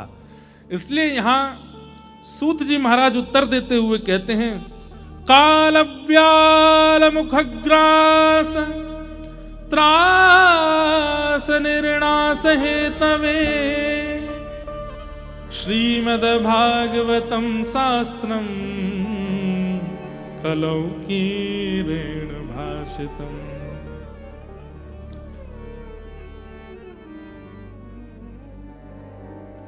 काल रूपी व्याल के मुख में, व्याल कहते हैं सर्प को, हम आप सब लोग बैठे हैं। जब हंस अकेला उड़ जाएगा, खाली पिंजरा पड़ा रह जाएगा। हम सबकी स्थिति कैसी है? हम सबके अंदर एक हंस बैठा है जिसका नाम है आत्मा। और ये शरीर क्या है? ये पिंजरा है।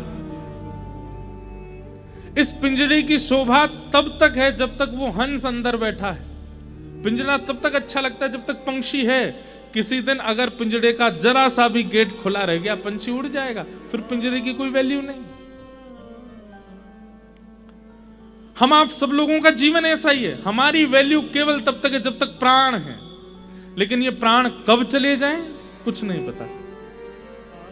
भगवान नहीं करे, हम आज की कथा सुना रहे हैं, पर कल की कथा सुना पाएंगे इसकी कोई हमारे पास में कोई गारंटी नहीं है। आप सुन पाओगे इसकी आपके पास कोई गारंटी नहीं है। प्राण कभी भी जा सकते हैं। काल व्याल मुखग्रास त्रास निर्णास हेतवे। ये काल रूपी सर्प के मुख में बैठे हैं हम। कब तक जीवित हैं? जब तक काल का मुख खुला है। सर्प का मुंह खुला है तब तक चूहा जिंदा है। सर्प जैसे ही मुख बंद करेगा मृत्यु निश्चित है। इसलिए क्या करे? बोले जब तक काल का मुख खुला है प्रयास करे कि उतनी देर में कथा का आस्वादन कर ले। क्योंकि काल ने अगर मुख बंद कर लिया और आपने कथा का आस्वादन नहीं किया तो कहीं ना कहीं आप अपने कल्याण से भटक जाओगे। एक बात हमारी बहुत याद से सुनिएगा।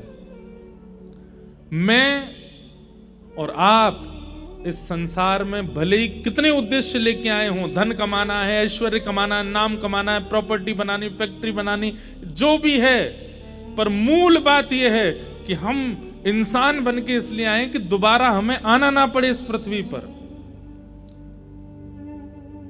अगर आप किसी अन्य जीव को देखते हो ना, आप छिपकली देखते हो, आप कॉकरोच देखते हो, आप गधा देखते हो, आप किसी अन्य जीव को देखते हो, आप ये बात जान सकते हो इसका पुनर्जन्म होगा। लेकिन मानव देह मिला है तो इसका मतलब क्या है, इसको अपॉर्चुनिटी मिली है, ये चाहे तो अपने जन्म मरण के चक्कर से अभी छुटकारा पा सकता है। और उसके प्रयास में जो लग जाता है उसी व्यक्ति का जीवन सफल है।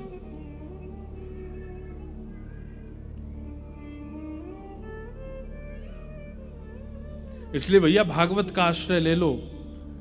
काल आवे, मृत्यु आवे, उससे पहले पहले भागवत जी का आस्वादन करते हुए जीवन में जो जो वक्ता बताते हैं उनको अपने जीवन में इंप्लीमेंट करना शुरू कर दो, लाना शुरू कर दो, उसी से कल्याण हो जाएगा। और नाम का आश्रय ले लो।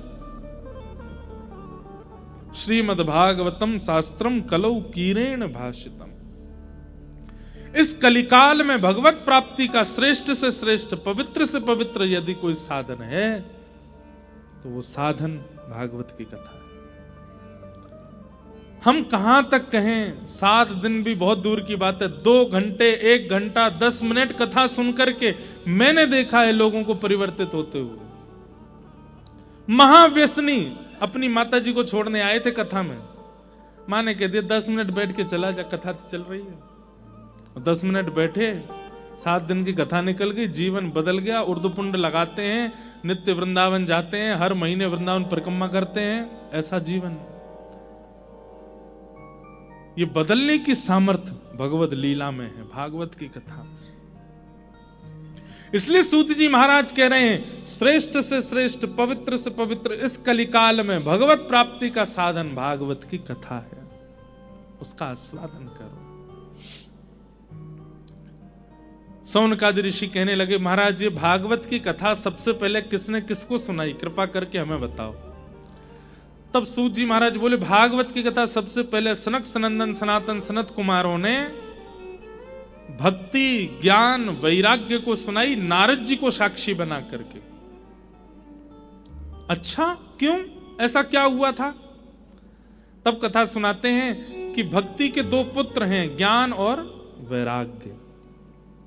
दोनों वृद्ध हो गए थे, जिनकी वृद्धता के कारण भक्ति बहुत परेशान थी। भक्ति महारानी ने नारद जी से प्रार्थना की, हे नारद जी मेरे 2 पुत्र वृद्ध हो गए हैं, मां युवा है, बालक वृद्ध हो गए हैं। यही भक्ति महारानी कहती हैं कि मेरा जन्म दक्षिण में हुआ। उत्पन्ना द्रविड़ेशाहम वृद्धिम कर्नाटके गताम क्वचित क्वचिन महाराष्ट्र गुर्जरे जीर्णताम गतः। लेकिन वृंदावन पुनः प्राप्य नवीनेव स्वरूपिणी। पूरे भारत में भ्रमण करते हुए जब मैं वृंदावन आई तो वृंदावन आकर के मैं युवा हो गई। यहां भक्ति नाचती है वृंदावन में, लेकिन मेरे दोनों बालक ज्ञान और वैराग्य ये वृद्ध ही हैं। क्यों? क्योंकि लोगों में भक्ति तो है पर ज्ञान और वैराग्य नहीं है। आपके घर पे हम आते हैं, आप लोग तिलक लगाते हो, अक्षत लगाते हो, कई माताएं आरती करती हैं। उनसे पूछा जाए क्यों कर रहे हैं? स्वागत है महाराज जी, स्वागत नहीं, उसके पीछे कारण है। आप तिलक इसलिए लगाते हैं नमोस्तुते व्यास विशाल बुद्धे। व्यक्ति श्रेष्ठ जब घर आता है तो उसके सिर पर तिलक इसलिए लगाया जाता है कि उनकी बुद्धि को हम प्रणाम कर रहे हैं, या हम अपना भाव प्रकट कर रहे हैं कि इनकी बुद्धि जो है वो सदमार्गीय रहे, इसलिए हम उसको तिलक लगाते हैं। अक्षत किस लिए लगाते हैं? बोले अक्षत लगाने से आयु बड़ी होती है, आयु लंबी होती है, इसलिए हम अक्षत लगाते हैं। और द्वार पर आया हुआ अतिथि भगवान के समान है, इसलिए उसकी आरती उतारते हैं। लेकिन हम लोग क्या जानते हैं, स्वागत है, ये तो भक्ति तो है, ज्ञान नहीं।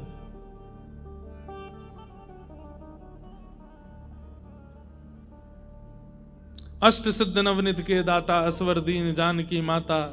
राम रसायन तुमरे पासा सदा रहो रघुपति के दासा।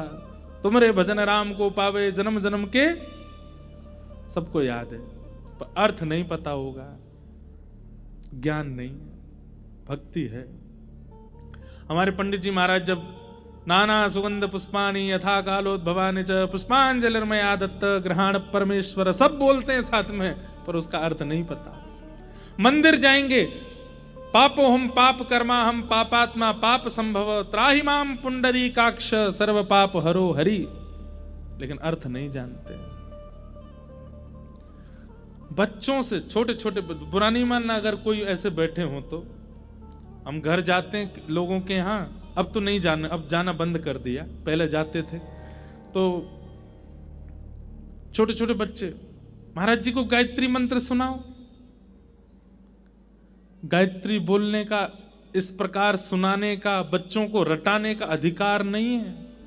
जब तक आपका यज्ञोपवीत संस्कार नहीं हो जाता, जब तक कोई आचार्य चरण आपका यज्ञोपवीत करा करके आपके कान में गायत्री नहीं बोल देंगे, तब तक आप गायत्री का उच्चारण नहीं कर सकते। नहीं तो गायत्री का प्रभाव उल्टा पड़ेगा। नहीं जानते, हम मंच पे माइक पे नहीं बोल सकते।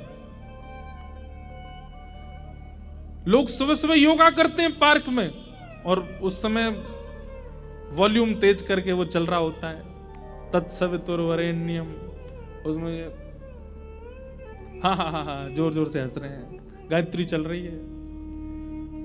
ज्ञान नहीं है, हम जानते ही नहीं है। शंकर जी पर दूध क्यों चढ़ाया जाता है, पंचामृत क्यों चढ़ाई जाती है, हमें पता नहीं है, बस चढ़ा रहे हैं। उसका तात्पर्य क्या है?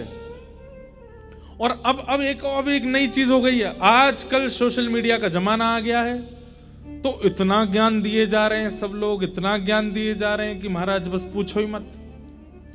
जगन्नाथ जी के हृदय में द्वारिकाधीश जी का दिल धड़क रहा है, बहता हुआ आ गया था समुद्र से।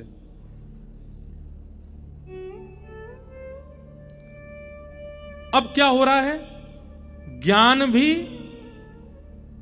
अनुचित ज्ञान प्राप्त हो रहा है, वो और ज्यादा घातक है, और यही घोर कलयुग की तरफ हमको ले जाएगा, जब ज्ञान गलत रूप में प्राप्त होने लग जाएगा। सोशल मीडिया पर आप देखेंगे बड़े बड़े मोटिवेशनल स्पीकर्स, उनके करोड़ों में फैन फॉलोइंग है। हमारे शंकराचार्य भगवान के हजार लाख, जो मूल ज्ञान दे रहे हैं उनको कोई फॉलो नहीं कर रहा है। जो आचार्य चरण हैं उनकी है। तो हम लोगों में भक्ति तो है पर ज्ञान नहीं। आप कहेंगे महाराज जी ज्ञान की जरूरत क्या है? ठीक है, मतलब कोई माता जी हैं और उनके दो छोटे छोटे बच्चे हैं, अब माता जी को तो आप सहर्ष स्वागत करके पुष्प हमारा प्रवेश नहीं है, उन मां के तुम चरण भी धोओगे ना तो भी वो प्रसन्न नहीं होंगे, क्योंकि उनके बालक बाहर खड़े हैं। भक्ति के पुत्र हैं ज्ञान और वैराग्य। ये नहीं कहते हैं कि ज्ञान की अतिशयोक्ति हो, वैराग्य की अतिशयोक्ति हो, पर इतना तो हो कि सब पता हो कि हम जो क्रिया करते हैं उसका भाव क्या है।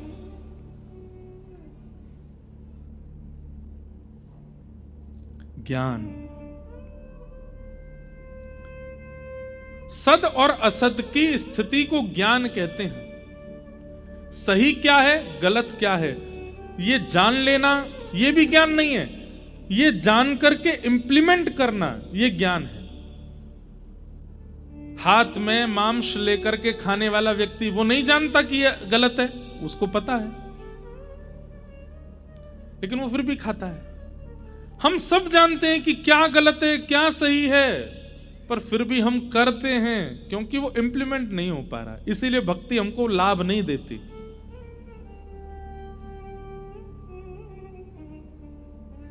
रामानुजाचार्य जी महाराज आचार्य चरण एक बार अष्टाक्षर मंत्र बोलते हैं और शंख चक्र गदा पद्मधारी ठाकुर जी प्रत्यक्ष प्रकट हो जाते हैं। यहां जीवन निकल गया अष्टाक्षर बोलते बोलते, आज तक ठाकुर जी का अनुभव नहीं हुआ। क्यों? क्योंकि ज्ञान और वैराग्य नहीं है। श्रीमद वल्लभाचार्य जी के पुत्र गोसाई श्री विठलनाथ जी महाराज जैसे श्रीनाथ जी के सन्मुख जाते हैं, श्रीनाथ जी उनकी गोद में बैठ जाते हैं। हम पूरे दिन सेवा करते रहे तो ठाकुर जी ब्लिंक भी नहीं करते कभी, क्यों? ज्ञान और वैराग्य नहीं है, भक्ति तो है। इसलिए हमारी प्रार्थना है भक्ति के साथ उनके पुत्रों को भी जीवन में स्थान प्रदान कीजिए। स्वस्तिक सबको आता है बनाना, लेकिन उसका अर्थ कोई नहीं जानता। स्वस्तिक का कारण क्या है? स्वस्ति यानी कल्याण, क माने करने वाला। उसकी चारों दिशाएं और चारों भाग पर जो उसके स्वरूप बनते हैं, मुख बनते हैं, वो समान होने चाहिए। छोटा बड़ा नहीं बना सकते आप, वो समान हो। और चारों भावों में बिंदी लगा करके उसको बनाते हैं और फिर उनके छोड़ को आदि आदि छोड़ देते हैं। मतलब हमारा सर्वांगीण रूप से जो कल्याण करे उसको स्वस्तिक कहते हैं। नहीं जानते? तिलक के भी अपने अपने रूप होते हैं। हमने श्री वैष्णव तिलक लगाया है, बीच में श्री हैं यानी कि लक्ष्मी, श्री हैं यानी कि श्री किशोरी जी। ये दो श्वेत हैं, दोनों तरफ ठाकुर जी के चरणारविंद, और मध्य में नीचे आसन है। आसन पर श्री और ठाकुर जी के चरणारविंद विराजमान है। रामानंदी परंपरा में वहां पर उनका रूप अलग है, वल्लभ कुल परंपरा में रूप अलग है। सब जगह के अपने अपने भाव हैं। अब डिजाइनिंग होने लगी है, ये डिजाइन हो गई है, अब ये तिलक नहीं रह गए हैं। डिजाइन बना के चलेंगे सिर पे। भक्ति तो है पर ज्ञान नहीं है हमें। ज्ञान का मतलब बहुत नॉलेज होना नहीं होता। मैं हर कथा में कहता हूं, रावण को हमसे ज्यादा नॉलेज थी, बहुत नॉलेज थी उसको। ज्ञान का मतलब होता है विवेक होना। एक लीला सुनाए।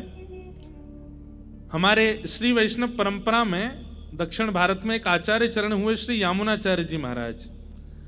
अभी रामानुजाचार्य जी का चरित्र भी था भक्तमाल जी में, तो अभी वही सुगंधी चल रही है ना बार बार, इसलिए बार बार वो स्मरण में आ रहे हैं।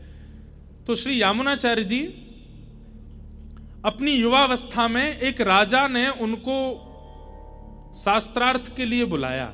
बहुत ध्यान से सुनिएगा, ज्ञान कहते किसको है ये सुनिएगा। तो एक पंडित जी थे दक्षिण भारत में, उनका नाम था कोलाहल। क्या नाम था?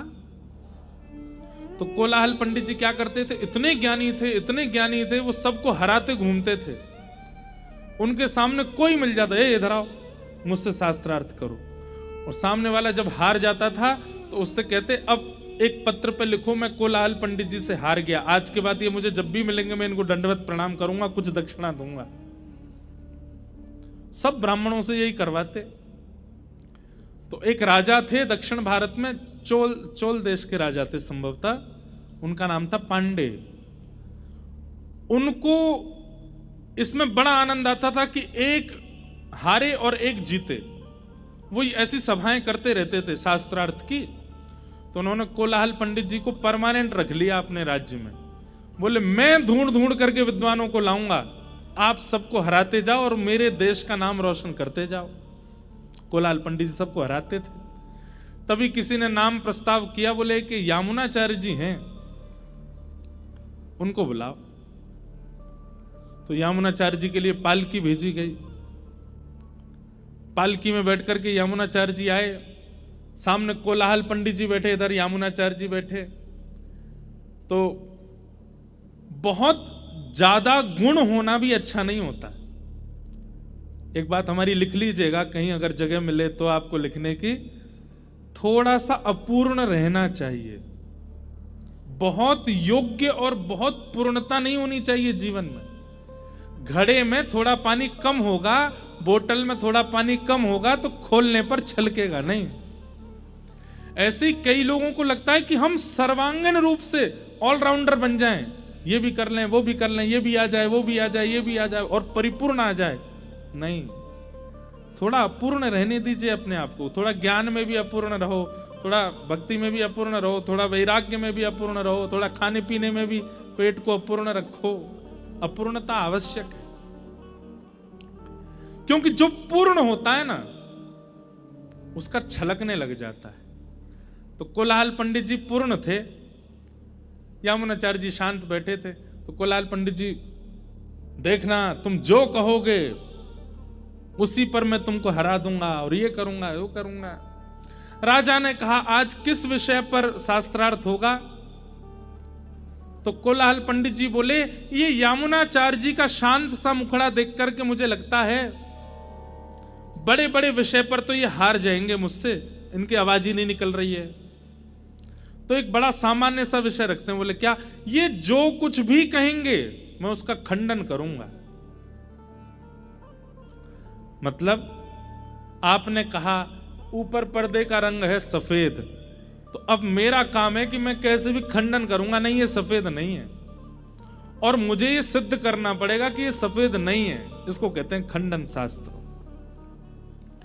तो कोलाहल पंडित जी बोले इनके शांत मुद्रा देख करके लगता है बहुत बड़ा शास्त्रार्थ ये कर नहीं पाएंगे मुझसे, तो ये जो कुछ भी कहेंगे उसका मैं खंडन करूंगा।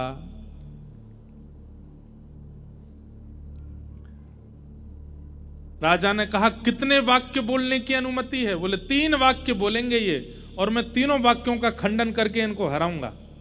यामुनाचार्य जी शांत बैठ करके सुन रहे थे, मंद मंद मुस्कुरा रहे थे।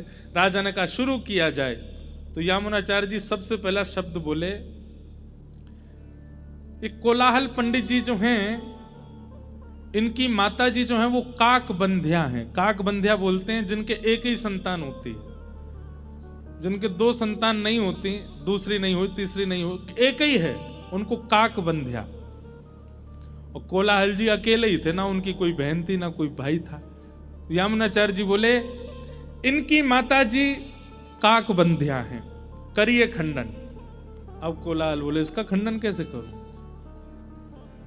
मैं अकेला ही हूं, मेरे कोई भाई नहीं बहन नहीं,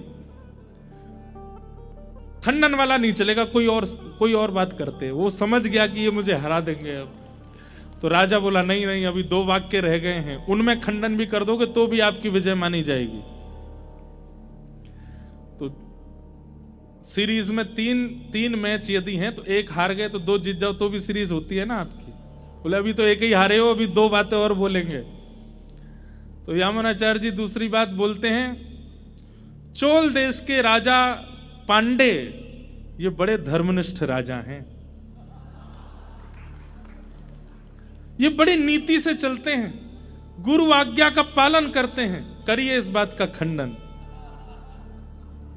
अब वो पांडे राजा देखे, राजा को देखे, राजा तलवार पकड़े, करो खंडन। हाथ जोड़ करके बोला इस बात का भी कोई खंडन नहीं। बोला अब तीसरी बात सुनो, ये पांडे राजा की जो पत्नी है ना वो एकनिष्ठ पतिव्रता है, करो खंडन। राजा ने कह दिया तो तू अंतिम बात का भी खंडन करेगा तो भी मैं तुझे समान पुरस्कार दे दूंगा। यामुनाचार्य जी बोले पांडे राजा की पत्नी जो है वो पतिव्रता नारी है, करो खंडन। पांडे वो कोलाहल पंडित जी चरणों में गिर गए, बोले महाराज आप क्या हैं? तब यामुनाचार्य जी कहते हैं बहुत पढ़ा लिखा होना ज्ञानी नहीं कहलाता, किस जगह कितना बुद्धि का प्रयोग करना है उसको ज्ञान कहते हैं, और वही ज्ञान भक्ति का बेटा है, भक्ति का पुत्र है। सत्संग क्या सिखाता है भाई? रसोई घर में हल्दी भी रखी है, हींग भी रखी है, नमक भी रखा है, अदरक भी रखी है, टमाटर भी रखे हैं, आलू भी रखे हैं। अब आप किसी ऐसे को भेज दो, उसको पता तो है कि हल्दी है, ये हींग है, ये नमक है, ये अदरक है, ये आलू है, ये टमाटर है। बोले सब्जी बनाओ। अब उसको ये नहीं पता कि अनुपात कितना डाला जाता है। कहीं से भी टमाटर काटेगा, कहीं से भी अदरक छील देगा, सब कुछ मिला मिलू करके बना के दे देगा। और उसको यही नहीं पता कि नमक कितना डालना है, तो बिगाड़ देगा ना सब्जी को। हम आप सब लोग ऐसे ज्ञानी हैं, हमें पता तो है रामचरितमानस में ये है, श्रीमद् भागवत में ये है, खाटू श्याम जी की महिमा ये है, बद्रीनाथ जी की महिमा ये है, जगन्नाथ जी के महाप्रसाद की महिमा ये है, तिरुपति बालाजी में केशदान की महिमा ये है, ये। पर उसका जो मूल आधार है वो हम नहीं जानते। इसलिए जितनी हल्दी डालनी चाहिए उतना नमक डाल करके हम सब्जी बिगाड़ देते हैं। भाई हल्दी की मात्रा 1 चम्मच डलेगी, नमक की मात्रा तो चुटकी से डलेगी। और ये कौन सिखाता है? ये कथा सिखाती है। ज्ञान तो हो गया, लेकिन उस ज्ञान का प्रयोग कैसा होना चाहिए जीवन में, ये सत्संग सिखाता है। एक प्रकार से कह दें तो सत्संग क्या करता है?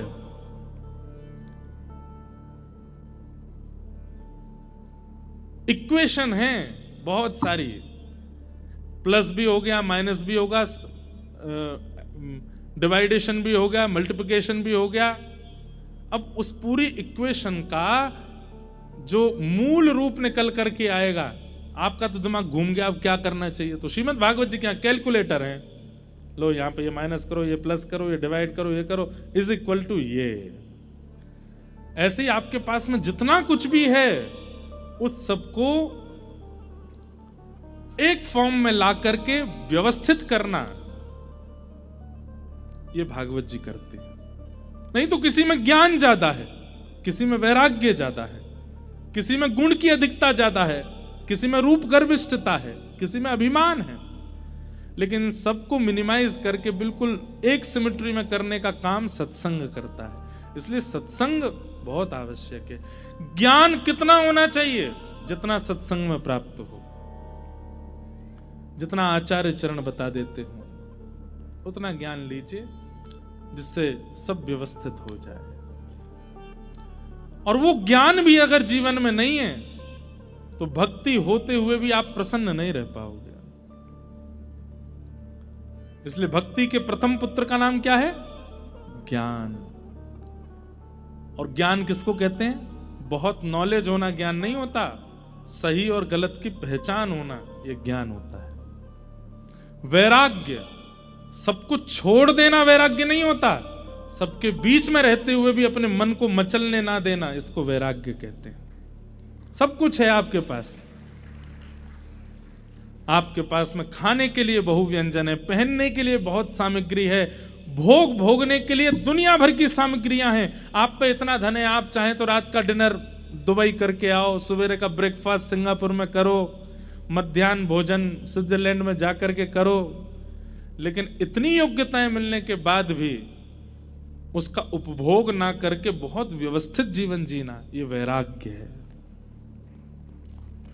वैराग्य का मतलब सब छोड़ देना नहीं होता, सबके बीच में रहते हुए भी मन को मचलने ना देना, ये वैराग्य है। और ये दोनों ही भक्ति के पुत्र हैं। हमारी बात मान लीजिए, आप जितनी भक्ति करते हैं उतनी भक्ति ही आनंद देने लग जाएगी, अगर सही अनुपात में ज्ञान और वैराग्य आपके जीवन में आ गए तो।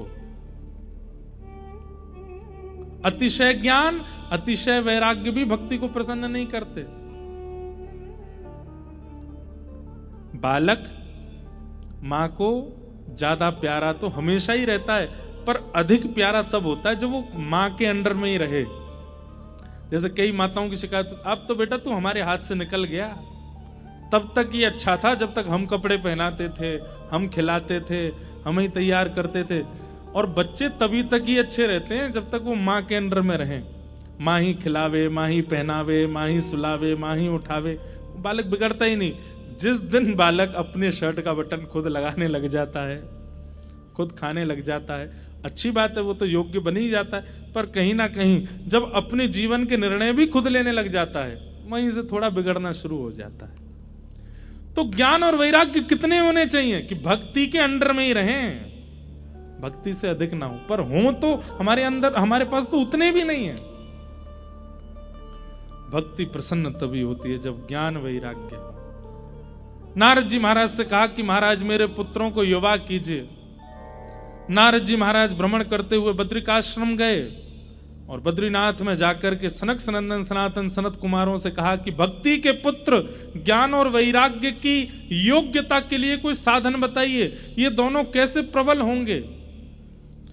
तब आपने 5 प्रकार के यज्ञ बताए और उसमें पंचम यज्ञ क्या बताया? ज्ञान यज्ञ। और ज्ञान यज्ञों में भी सर्वश्रेष्ठ ज्ञान यज्ञ कौन सा है कि सत्कर्म सूचको नूनम ज्ञान यज्ञ स्मृतो बुधैः श्रीमद्भागवतालाप सतु गीत सुखादिभिः। सुखदेव जी के द्वारा परीक्षित को जो ज्ञान दिया गया है भागवत का, वह ज्ञान यज्ञ सर्वश्रेष्ठ यज्ञ है। अगर उस ज्ञान यज्ञ का कोई आस्वादन कर ले तो उसके चित्त की भक्ति प्रसन्न, ज्ञान और वैराग्य युवा हो जाएंगे। भागवत का आश्रय ले।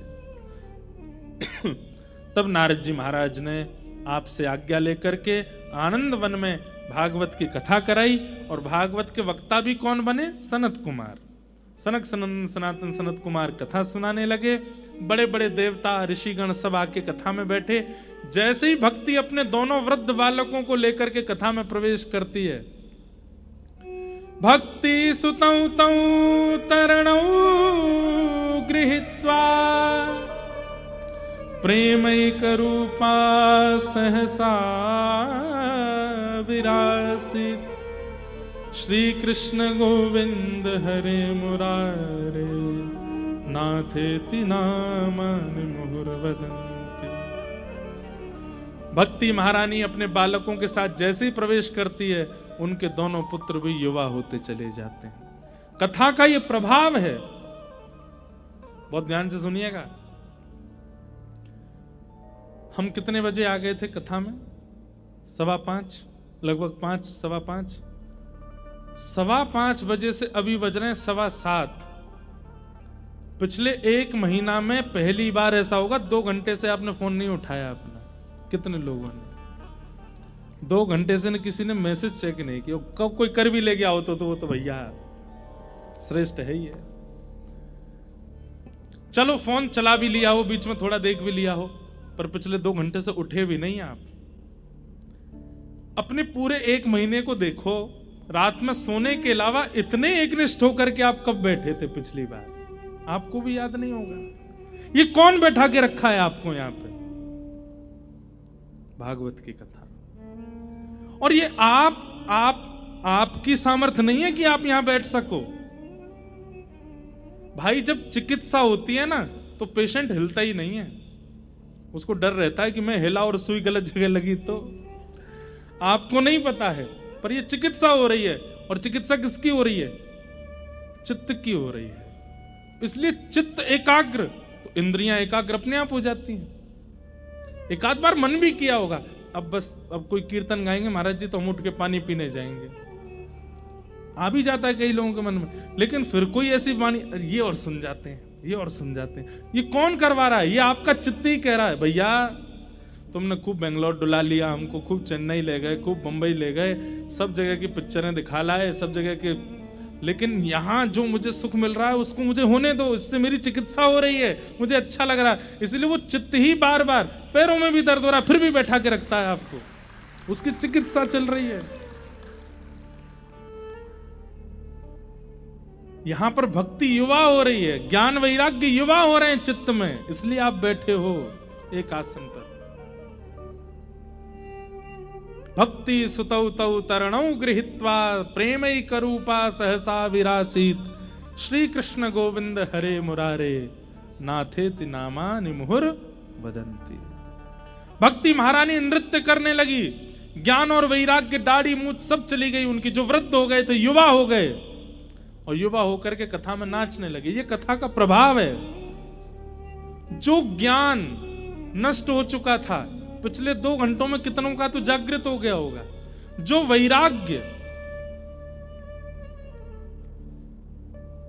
वैराग्य देखो कैसा, कई लोगों को एडिक्शन होता है। किसी को चाय का होता है, किसी को कुछ खाने का होता है, किसी को, चलो खाना पीना तो हम सामान्य देखने का ही होता है, एडिक्शन होता है कईयों को। आजकल एक नया एडिक्शन चला है, इंटरनेट का, सोशल मीडिया का, ही एडिक्शन ही है। महाराज भोजन नहीं दो चलेगा, एकादशी पर अन्न छोड़ना आजकल बड़ी बात नहीं है। फोन छुड़वा के दिखा दो एकादशी पर।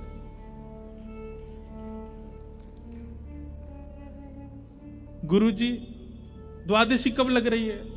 जल्दी बताओ, अंगूठों में दर्द हो रहा है।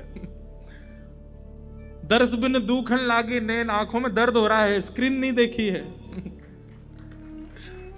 फोन कह रहा है कि हैव यू लॉस्ट, तुम्हारी स्क्रीन टाइमिंग आज बिल्कुल नहीं हुई है। कितने आदी हो चुके हैं हम लोग। पर यहां बैठ करके आप देख रहे हैं, जो आप बाहर होते हैं, जो आप व्यवहार में होते हैं, वैसे आप अभी नहीं हो पिछले 2 घंटे से। ये कथा का प्रभाव है। भगवान अर्जुन गीता में भगवान अर्जुन से कहते हैं, दुनिया में 2 कठिन सबसे काम है।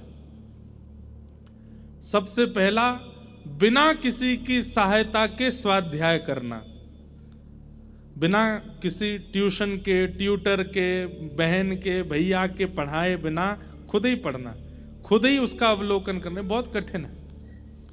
और दूसरा, बहुत देर तक शांत रह के किसी और को सुनना। ये 2 सबसे कठिन काम है, और ये दोनों मेरी कृपा के बिना नहीं हो सकते। आप लोग सुन रहे हैं, ये उन्हीं की कृपा है। यहां भक्ति ज्ञान वैराग्य की चिकित्सा हो रही है, इसलिए आप सुन रहे हैं, इसलिए आप बैठे हैं।